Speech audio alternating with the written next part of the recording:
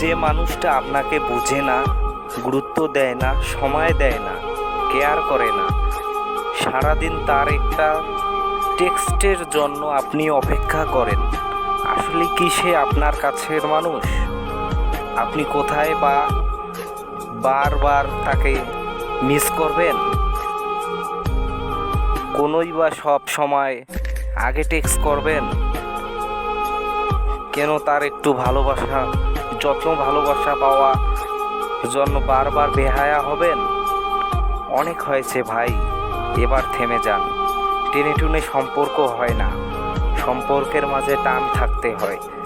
যার কাছে আপনার গুরুত্ব নেই, ভালোবাসা নেই, যে আপনার জন্য একটুকুও স্যাক্রিফাইস করতে চায় না, আর যাই হোক, সেই মানুষটা আপনি আর না, আপনার ভালোবাসা পাওয়ার যোগ্যতা তার এখনো হয়নি।